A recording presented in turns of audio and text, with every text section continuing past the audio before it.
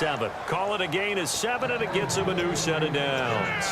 And that looked like some pretty easy yardage there right up the gut. And he's a guy that has some height to him. So when you don't have to drop a shoulder or create or get through contact or trash, makes it a lot easier to stay upright, see the field, and make a run as we just saw there.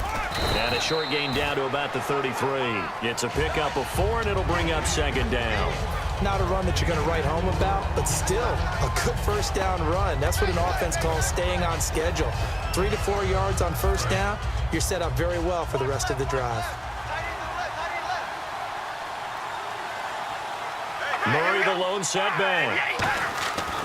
Now they'll throw with Carr. Caught left side to Crabtree. And they'll get this one down to about the 20-yard line. Well, for teams that like to play man coverage, running corner routes can be tough on them because of the ability of getting into it. Sometimes you're squaring it off. Sometimes you're just rounding it. Sometimes there's a fake. Sometimes there's not. That makes it very, very difficult for a DB to stay with it. And it pops free. The collision there jarred the ball loose and brings up second down. Down here in the red zone, you know your tight end's going to be a favorite target. Couldn't hang on. And sometimes they just have to get out of their own head because they understand how tight windows are there and how many bodies are there. And sometimes they just overthink it and don't catch the ball. Carr again here on 2nd and 10. And he comes back with one complete. And he'll take it into the end zone for a Raider touchdown. Michael Crabtree from 19 yards away. And the Raiders have drawn even here, and they can take the lead with the extra point to come.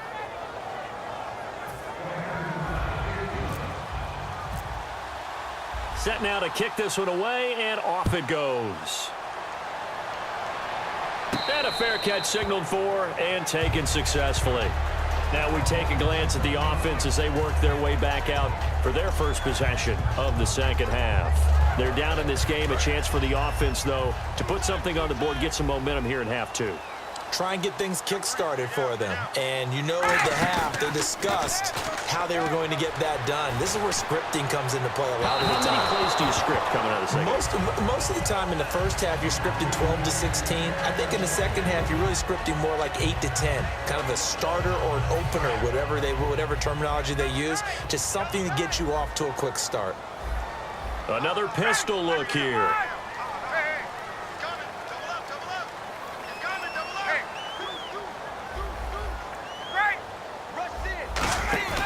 They run the play fake to Coleman. Now Ryan finding time. And both guys were there, but it falls incomplete. When offenses dial up big shots downfield, they're not always for the guys out wide. Sometimes they want to go to their big target, deep downfield, and the defense breathes a sigh of relief. 50-50 balls, not easy to get away from the big targets. A fake to Freeman. Now it's Ryan. And he couldn't hang on to it through the contact. Incomplete. Oh, man, for him to be that wide open and drop it, sometimes you have just too much time on your hands, right? You end up thinking way too much, and your hands get shaky. And, yes, he's a tight end, but that's a catch he should have made. The 3 straight incompletions, they don't care. That hasn't dissuaded them. They're going to go for it on 4th.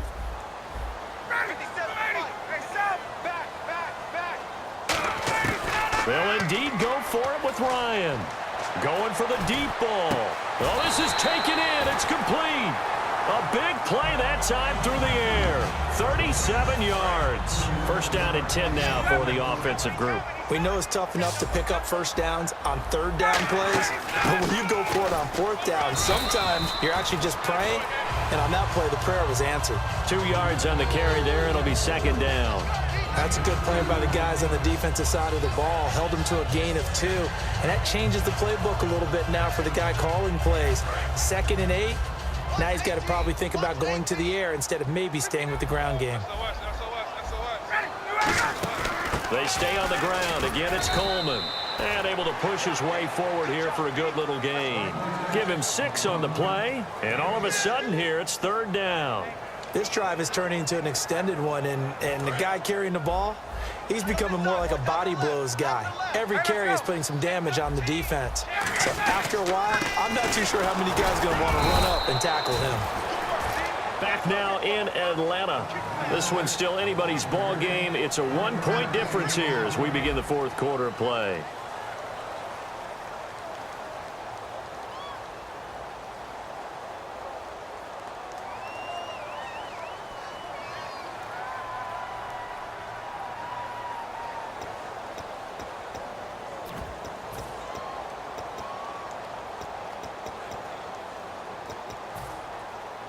One score down. Here we go.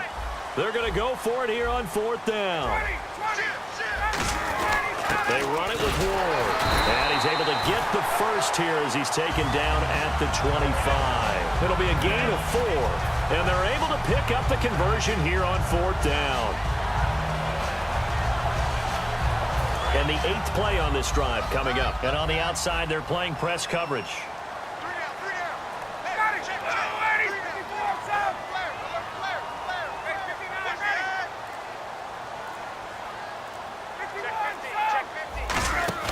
Now a play fake here on first down.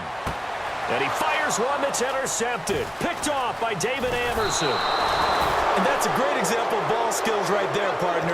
You and I do a lot of games, and I can't tell you how many guys look to run with the football before they've intercepted it. So that's a nice job of focusing on the task at hand and coming away with the interception. Now after the INT, it's Carr. Complete, the tight end Rivera. And they get him down, but not before he takes it across the 40-yard line. Almost not fair. The big guy running the corner route, being able to lean and push and get to where he wants. So how do you stop it? A lot of times you want to have a linebacker on him, a bigger body guy who can handle him physically. But a lot of times that doesn't work as well because his quickness often wins the route. Time running out here on the play clock. On the give, this is their fullback. And he'll take this one up close to about the 45. A gain of 3, second down. And in this situation with a lead fourth quarter, they're liking keeping the ball on the ground, I'm sure. That's just smart football, but you know the defense has to know it as well. They've got to stop them here. So now we're going to see that loading the box in a big way. 6, 7, 8, 9, whatever it's going to take, puts a little bit more pressure on your big offensive line. Carr to throw on second down. Crabtree has it. And he takes this one down all the way near the 30. A good pickup there, a 22. And a good quarterback facing zone coverage. If he has just a little bit of time to survey the scene, that's what's going to happen. No doubt about it. If there's no pressure, he's going to continue to pick them apart because he'll have all that time to find someone open downfield. He can only cover for so long. So maybe they want to go to a zone blitz scheme, get a little bit more pressure. Remember when Carolina did that against Denver? They lost the game ultimately. They dropped the defensive end out, and he ended up with an interception in that game in Super Bowl 50. Maybe some sort of scheme like that to try and get more pressure at the passer. They go play action for Murray. Now Carr out to the flat. That's complete to his running back. Call it a 1-yard gain on the play, and that'll bring up a third down. I know most of the time when the ball's in the air, you're thinking wide receiver, tight end, but running backs, they can be a big part of any passing offense nowadays.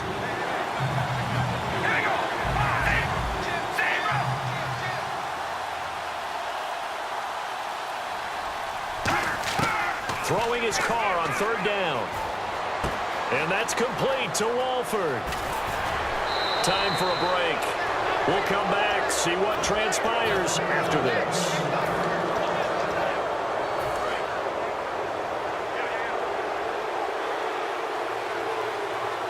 Shift together here from the D-line. Now they'll let Olawale have a crack at it.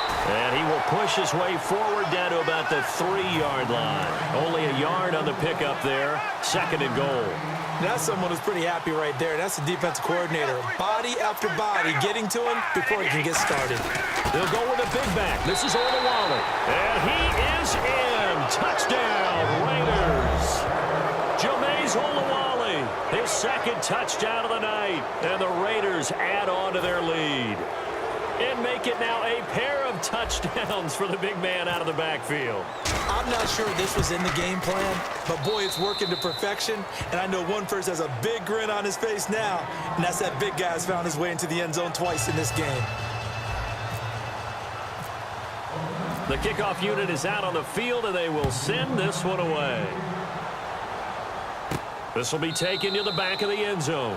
And no thought to bring this one out. He'll just go down to a knee, and they'll take over at the 25. Atlanta now coming out on the field. They're down here in a one-score game, but the time, it's a factor, but it's not a huge factor right now, is it? It's really not, because this amount of time gives them a chance to run their offense, to go through play sequences.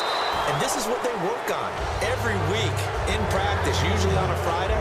They go over this type of a situation, late game situation. What are we going to do when we have the opportunity? They've called these plays a bunch of times. Now's their chance to execute them. They have the opportunity now. Here's the execution. Back to throw. He's going to let it fly. And got his man complete. A really good pickup of 28 yards. And at this stage, down in the second half, looks like they just wanted to find a way to get it in the hands of their playmaker, and they did. I think you're exactly right. I don't think the coordinator's looking at his play sheet and trying to figure out which play will work well. He's trying to figure out how to get the ball to the playmaker that you just described. Looking down at that sheet, you find people plays, not necessarily X's and O's, and that's exactly what they did there. Back to throw. Backing up. Now a desperation throw deep downfield. The Pro Bowl wideout Julio Jones, his intended receiver. And that'll make it third down. Well, they went for the big play there, but that drop could really hurt their momentum.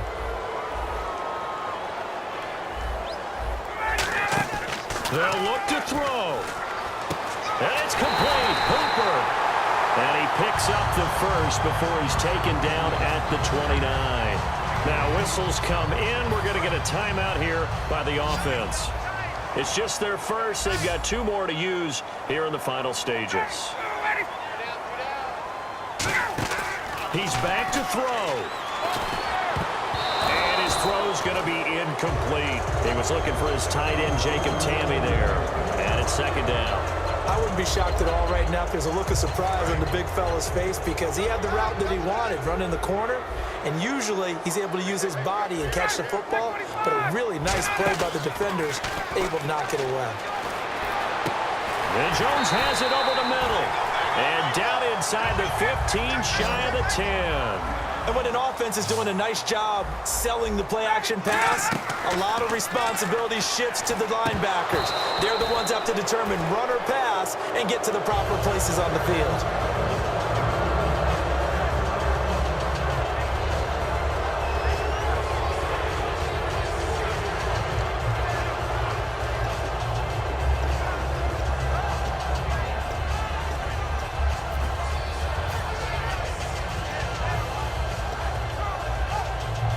And the 8th play on this drive coming up. And they're definitely showing blitz here. Three down. Three down. Bang.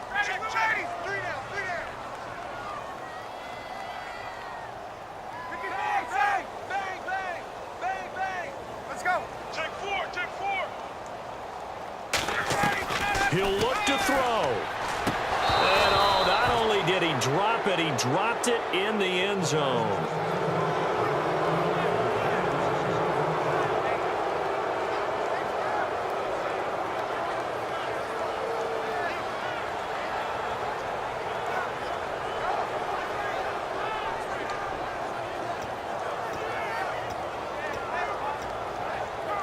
It's been a pretty long drive. This will be play number 9, and they need 10 yards out of it on third. Here's Ryan. That'll be incomplete with 9 seconds now showing on the clock.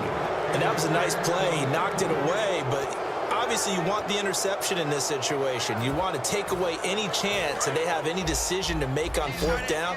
But things happen so quickly in the end zone in this compressed area of the field that you're just happy to knock it away and not allow a touchdown. Get up! Kill! Here we go. It's Ryan on fourth down. And that is is incomplete, stopping the clock with 5 seconds to go. The Raiders offense now making their way back out onto the field. 2 timeouts remaining defensively, but that shouldn't make much difference right here. It really shouldn't, but a lot of coaches look at it similar to